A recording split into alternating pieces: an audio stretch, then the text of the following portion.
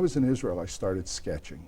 That's where I would go out into the desert sometimes and just sit and, for days. And I'd sketch and do pen and ink work and things like that. I had never taken an art class all through high school. And in college even, I didn't do that, but it was always it was a hobby of sorts for me, just drawing and sketching.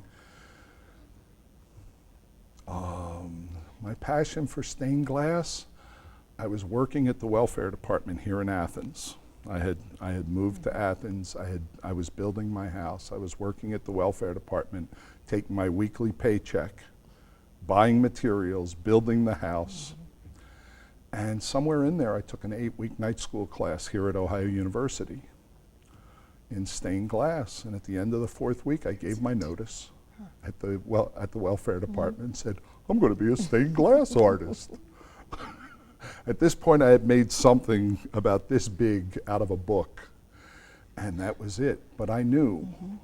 And it all sprang from that point. It all. And that's now where it you started. have a studio in your home. My studio in is Amesville? My studio is in my community. It's not in my home, but it's nearby. So where do you get the inspiration? You have some beautiful works of art. Where do you get the inspiration for your work? I think I heard a quote from Pete Seeger that music is like a river that flows by, and you just reach in and you get it. And and what he said was, I'm just glad I don't live downstream from Bob Dylan. My thought is that the inspiration comes when I get quiet and when I feel comfortable. And I teach a class sometimes on what I call Zen Design, which is where you start out with a blank piece of paper. And you start out, and you have ideas, they're always there, but you start just playing with them. I don't commit to anything early on in a design, and it just comes. And it's interesting because I watch it develop. Some people use the word God, some people say, I think that it comes from the universe, and this always sounds funny to me when I say it. I think that there's a melody that runs through the universe. I don't hear music necessarily, but if I can get quiet enough, I can get in tune with that, and things just come out of me. Sometimes I get so far on a project, and I just stop. It'll sit there, I'll take it, I'll put it under my table or on another workbench, and I'll walk by it for months.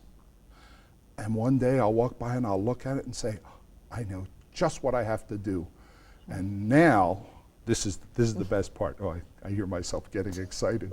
I'm so excited about email and electronic mail because at this point, it's 10 o'clock at night. I was just getting ready to leave the studio, and all of a sudden I'm buried in this thing again. I take a picture of it and I send it to the client who's been waiting a year for this.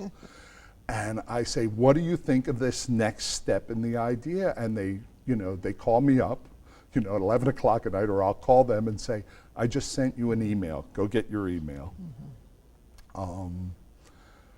I sometimes tell my clients I'm a little flaky.